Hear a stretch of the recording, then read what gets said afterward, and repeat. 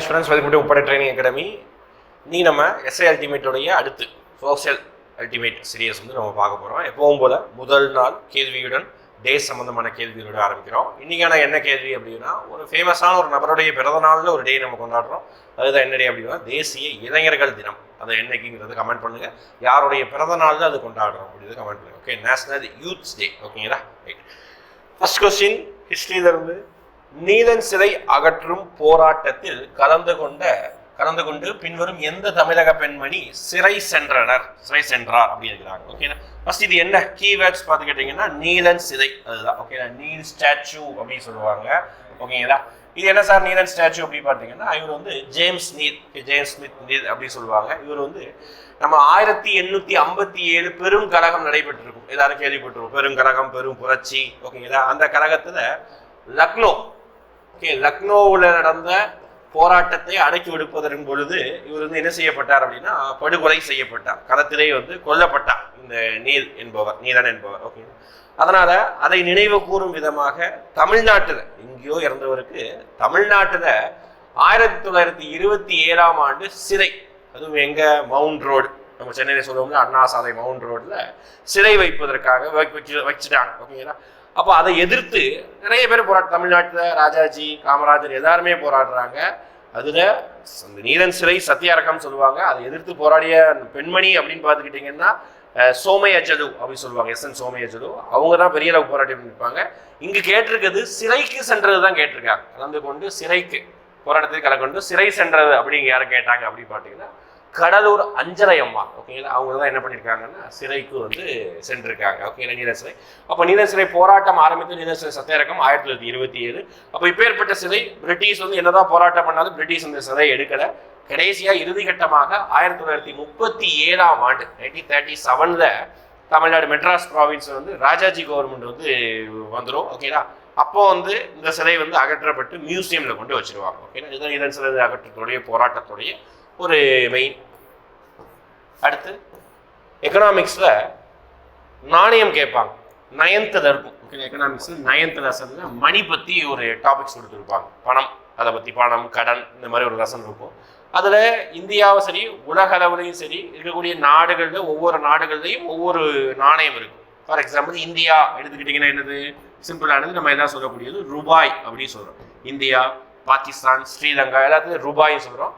நமக்கான ஒரு குறியீடு இருக்குது. நம்ம ஆல்ரெடி போன எஸ்ஐ அல்டிமேட் சீரியஸ்ல இந்த குறியீடை பத்தி நம்ம பார்த்துருந்தோம். ரூபாய்க்கான குறியீடு. அப்போ இந்தியாவுக்கு ரூபாய், அதே மாதிரி யூஎஸ்ஏக்கு அப்படின்னு பார்த்தீங்கன்னா டாலர். ஓகே, யூஎஸ்ஏ, அப்புறம் வந்து ஆஸ்திரேலியா, கனடா, இந்த மாதிரி எல்லா நாடுகளுக்கும் டாலர் சொல்லுவாங்க.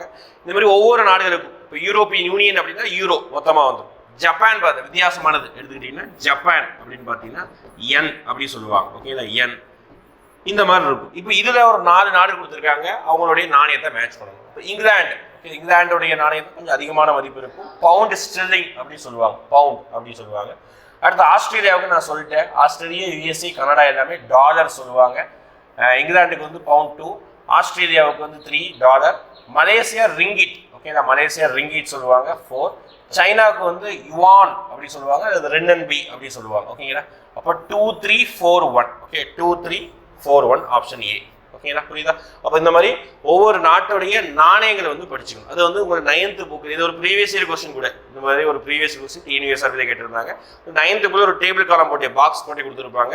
நம்ம முப்படையில சேல் பண்ணக்கூடிய டூயினோ புக்கு எல்லாரும் பார்த்துருப்பீங்க. டூயினோ புக்கில் கூட அந்த கண்டை வந்து அப்படியே நம்ம கொடுத்து வச்சிருப்போம். ஓகே, பாக்ஸ் போட்டு. சரியா? ரைட். அடுத்த கொஸ்டின்.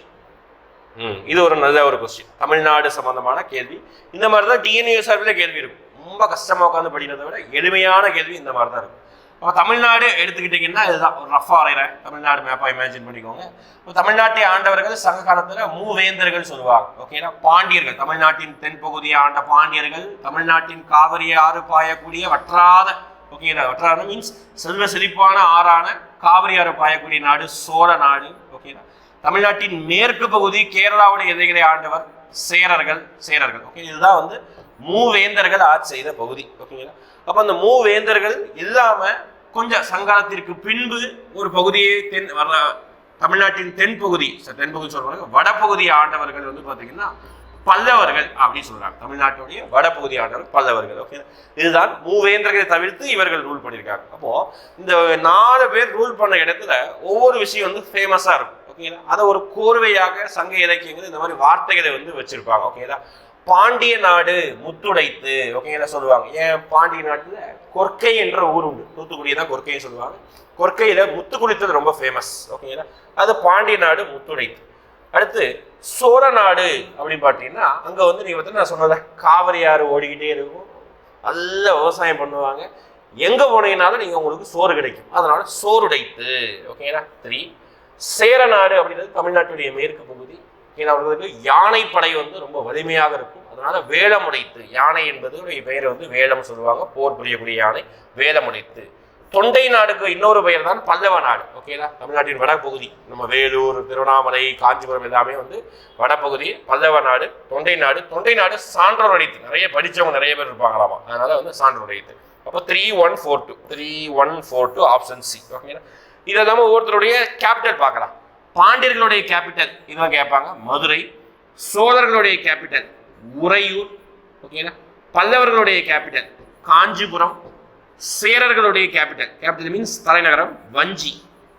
ஓகேங்களா, வஞ்சி. ஓகேங்களா, இதுதான் வந்து கேபிட்டல். இது இல்லாமல் அவருடைய துறைமுகம், அவருடைய சின்னம் பார்க்கணும். பாண்டியர்களுடைய சின்னம் இரட்டை மீன், சோழர்களுடைய சின்னம் புலி டைகர், அப்புறம் வந்து சேரர்களுடைய சின்னம் அப்படிப்பட்ட வில்லு அம்பு. ஓகேங்களா, இது ஒரு பாக்ஸ் போட்டு உங்களுக்கு 6th புக்கில் கொடுத்துருப்பாங்க. மூவேந்தர்களுடைய சின்னம், அவர்கள் அணியக்கூடிய பூ, அவர்கள் ஆட்சி செய்த பகுதி, அவர்களுடைய பட்டப்பெயர், அவர்களுடைய துறைமுகம் என்ன, அவர்களை பற்றி கூறக்கூடிய நூல் என்ன, இது எல்லாமே கொடுத்துருப்பாங்க. ஓகேங்களா, இப்போ ஆன்சர் வந்து சி 3rd கொஸ்டினுக்கு.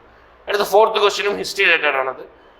நம்ம கிளாஸ் நடத்தும் போது ஏன்ஷியன்ட் ஹிஸ்ட்ரியை பொறுத்த வரைக்கும் ஃபர்ஸ்ட் ஸ்டார்டிங் ப்ரீ ஹிஸ்ட்ரியில் ஆரம்பிச்சு, அடுத்து ஐவிசி ஆரம்பிச்சு, அதுக்கடுத்து பார்த்தீங்கன்னா குப்தாஸ், ஏன்னா இந்த வேதிக் மௌரியஸ் எல்லாம் மேம்போக்கா சொல்லிட்டு குப்தாஸ் போயிடுவோம். அதுக்கு இடையில இருக்கக்கூடிய ஏன்ஷியன்ட் ஹிஸ்ட்ரியில் ஒரு முக்கியமான டாபிக் தான் புத்த மதம் சமண மதம். அதுல இருந்து கேள்விகள் அமையும்.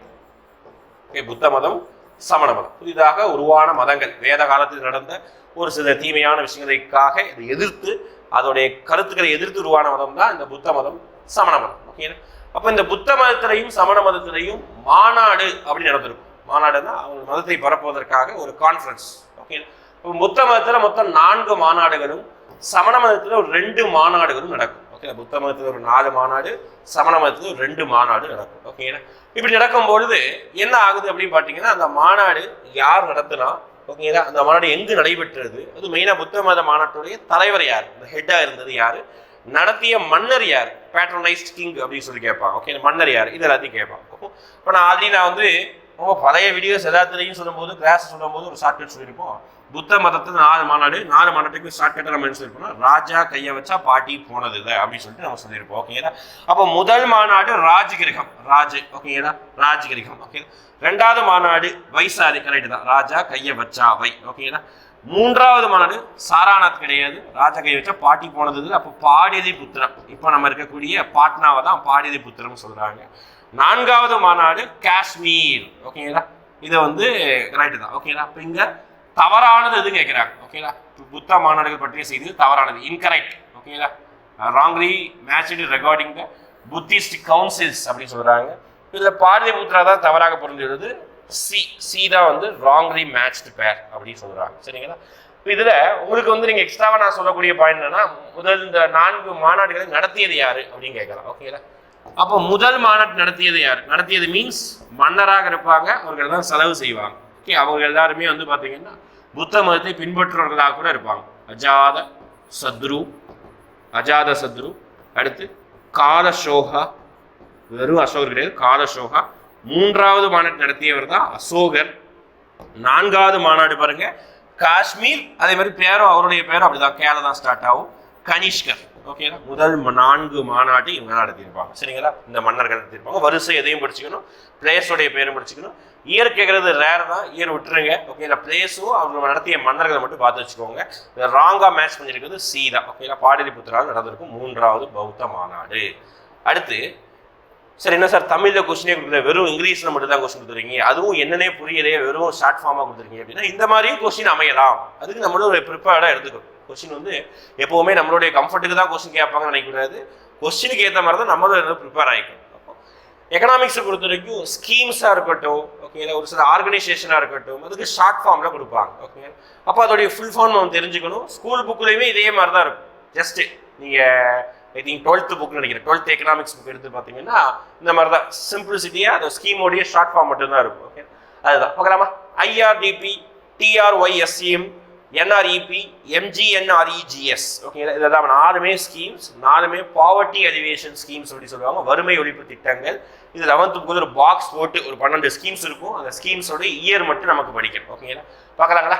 ஃபர்ஸ்ட் ஸ்கீம், ஓகே, இது சிம்பிளானது, நீ ஆப்ஷன் எலிமினேட் பண்ணி நீ மேட்ச் பண்ணக்கூடியது ஒரு ஸ்கீம் அப்படின்னு பார்த்துக்கிட்டிங்கன்னா இந்த எம்ஜி நரேகா. ஓகேங்களா, எளிமையான ஒரு ஸ்கீம். ஓகேங்களா, அது எந்த வருஷம் அப்படின்னு பார்க்கலாம். ஓகே, இப்போ எம்ஜி நரேகா அப்படின்னா ஃபுல் ஃபார்ம் என்ன?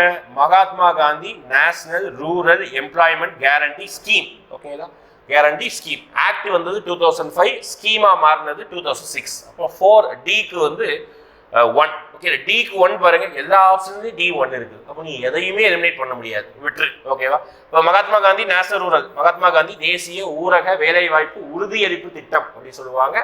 2005ல் சட்டம் வந்திருக்கும். ஓகேங்களா, 2006ல் ஸ்கீமாக வந்திருக்கும். ஓகே, 2005ல் சட்டம் வந்திருக்கும், 2006ல் ஸ்கீமாக வந்திருக்கும். சரிங்களா. அப்போ இதுல இது என்ன ஸ்கீம் அப்படின்னு கேட்பாங்க. 100 நாள் வேலை திட்டம். நம்ம ஊர்ல கிராமத்துல அதிகமா எல்லாரும் பார்த்துருப்போம். வேலை பார்க்குறங்கிற பேர் தான் ரோட்டு ஓரங்கள்ல அப்படியே உட்காந்துருப்பாங்கல்ல, அந்த ஸ்கீம் தான் என்னது? 100 நாள் வேலை திட்டம், எம்ஜி நரேகா. ஓகேங்களா, ரைட். இது நம்ம மேட்ச் பண்ண ஒன்றும் எலிமினேட் பண்ண முடியாது. அடுத்து ஐஆர்டிபி ரொம்ப முக்கியமான ஸ்கீம். ப்ரீவியஸ் இயர் நிறைய இடம் கேட்டிருக்காங்க. இன்டகிரேட்டட் ரூரல் டெவலப்மெண்ட் ப்ரோக்ராம் அப்படின்னு சொல்லுவாங்க. ஓகே, ஒருங்கிணைந்த ஊரக மேம்பாட்டு திட்டம் அப்படி சொல்லுவாங்க. 1978ல் இந்த ஸ்கீம் வந்துருக்கும். அப்போ ஏக்கு வந்து 4. அதை மேட்ச் பண்ணோம்னா ஒரே ஆப்ஷன் தான் இருக்கு பாருங்க. இந்த ஒரு ஸ்கீம் நீ நல்லா படிச்சிருந்தா போதும், ப்ரீவியஸ் இயர் கொஸ்டின் ரெஃபர் பண்ணி இந்த ஒரு ஸ்கீமை நீ மேட்ச் பண்ணிட்டா மீதி எந்த ஆப்ஷனுமே வராதுன்னு சொல்லிட்டு சஜஷன் அடிச்சிடலாம். ஆன்சர் பி அப்படின்னு போட்டு வெளியே வந்துடலாம். முடிஞ்சு போச்சு. எளிமையான கேள்வி. ஓகேங்களா, அதுதான் மேட்ச் த ஃபாலோவிங் கேட்டிருந்தா உனக்கு லக்குன்னு ஞாபகம் வச்சுக்கோ. 4 விஷயத்துல ஒரு விஷயம் தெரிஞ்சா கூட ஒரு சொல்லியுமே ஆன்சர் வந்துடும். அந்த மாதிரி கொஸ்டின் தான் ஐஆர்டிபியில் 1978. அடுத்து என்ன பார்க்கலாம்? ட்ரைசம் பார்க்கலாமா.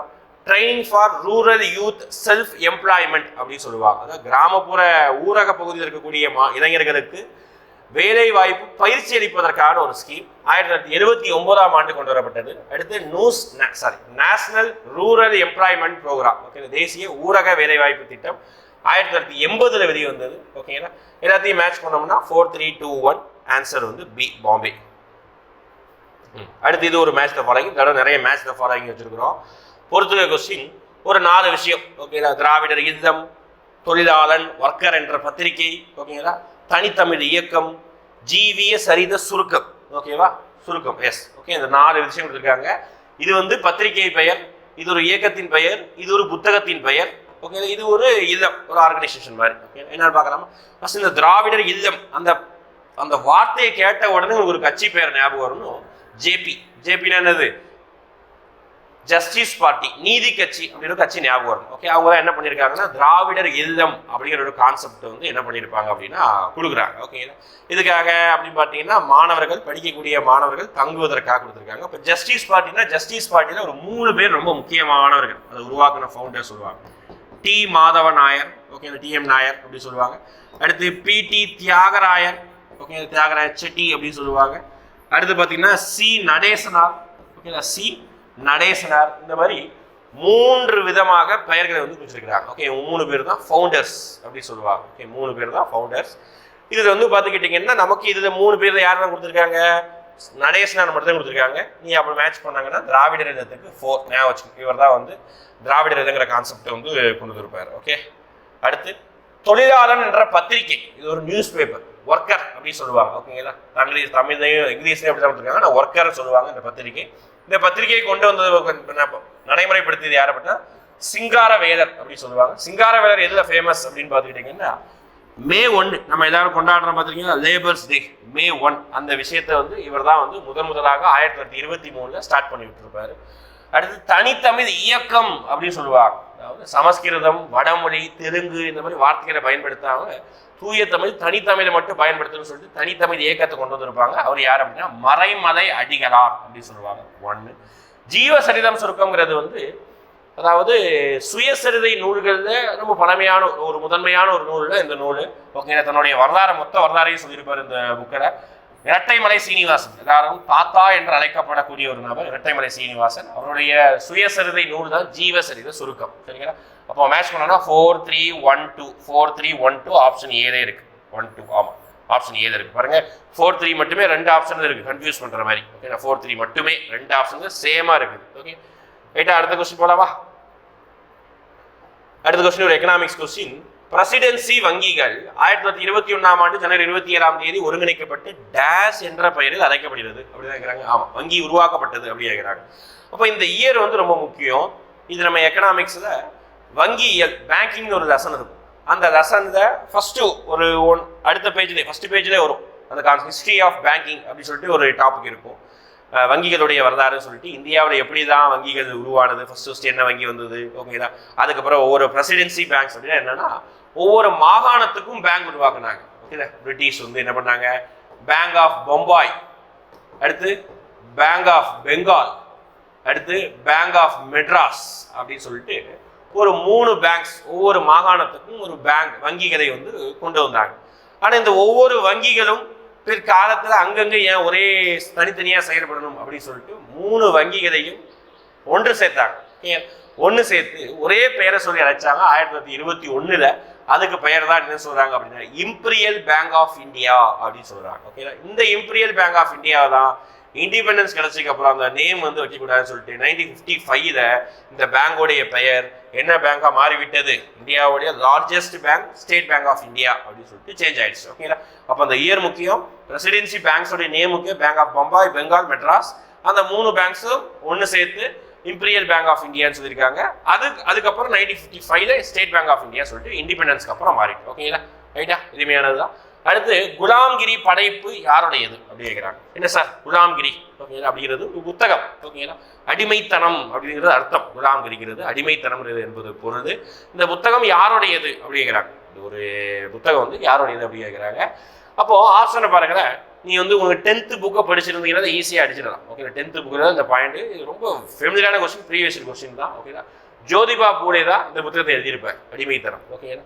என்ன அப்படின்னா ஜோதிபா பூலே யாரு அப்படின்னு பார்த்தீங்கன்னா ஜோதிபா பூலேவும் அவருடைய மனைவி சாவித்ரி பாய் பூலேவும் கேஸ்ட் மூவ்மெண்ட் சம்பந்தமான ரொம்ப ஃபேமஸ் ஆனவங்க. ஓகேங்களா? 2 பேருமே வந்து ஒடுக்கப்பட்டவர்களுக்காக நிறைய போராடி இருப்பாங்க.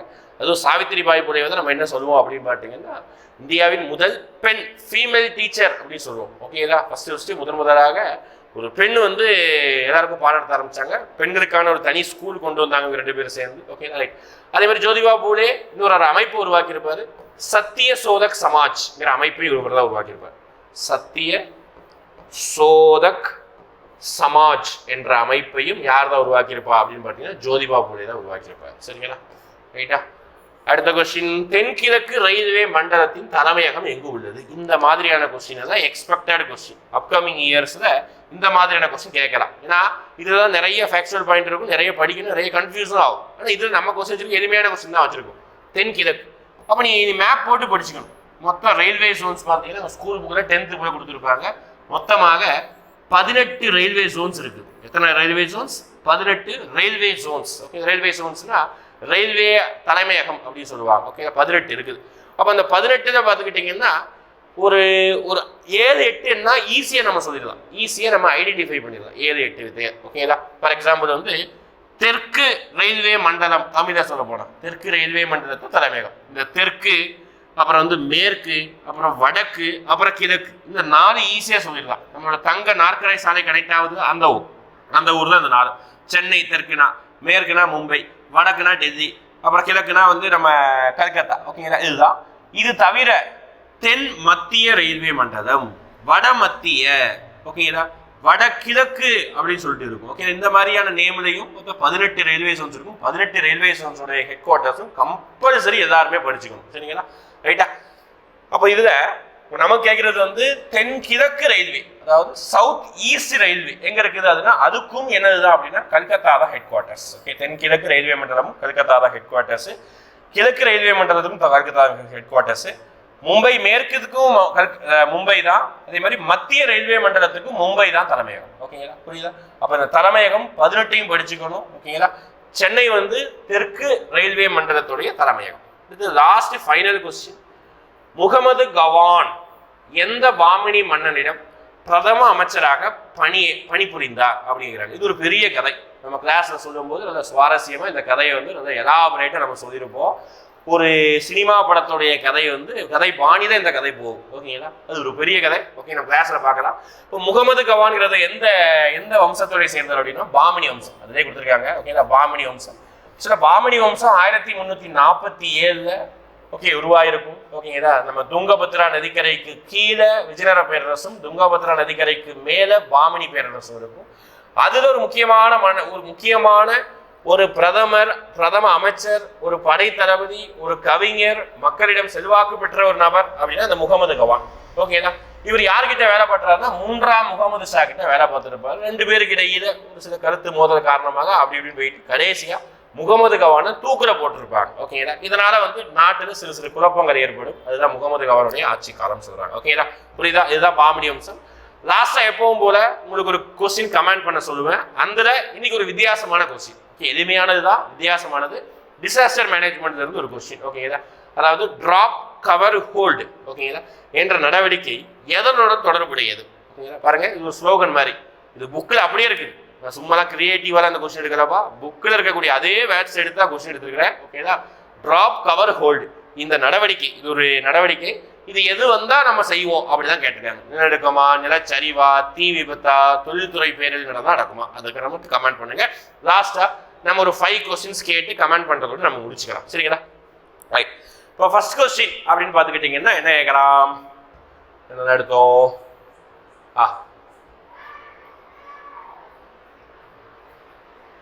இந்த 2வது பௌத்த மாநாட்டை யார் நடத்தினார்? ஓகே, இதை நடத்திய மன்னர் யார்? 2வது பௌத்த மாநாடு நடத்திய மன்னர் யார்? அதை கமெண்ட் பண்ணுங்க. அடுத்து சேர நாடு, ஓகே, சேர நாட்டுடைய தலைநகரம் என்ன? 2 கொஸ்டின் கமெண்ட் பண்ணுங்க. அடுத்து ஜப்பானுடைய நாணயத்தின் பெயர் என்ன? எளிமையான கேள்வி. ஜப்பானுடைய நாணயத்தின் பெயர் என்ன? எளிமையான கேள்வி. அதை கமெண்ட் பண்ணுங்க. அடுத்து நீலன் சிலை போராட்டம் ஆரம்பிச்சது நான் சொல்லிட்டேன், நீக்கினது சொல்லிட்டேன். அந்த நீலன் சிலை வந்து எப்பொழுது நீக்கப்பட்டது அந்த இயர் கமெண்ட் பண்ணுங்க. 4 கொஸ்டின். ஃபைனலா எடுத்துக்கிட்டீங்கன்னா நம்ம அந்த வங்கிகள் பார்த்துருந்தோம். அந்த இம்பீரியல் பேங்க் வந்து எந்த ஆண்டு ஸ்டேட் பேங்க் ஆஃப் இந்தியாவாக மாற்றப்பட்டது அப்படின்னு சொல்லிட்டு இந்த 5 கொஸ்டினையும் கமெண்ட் பண்ணுங்க. ஃபர்ஸ்ட் நான் சொன்ன டேஸ் கமெண்ட் பண்ணுங்க. அடுத்த எஸ்ஐ அல்டிமேட் நான் வந்து சொல்லிக்கிறேன். தேங்க்யூ.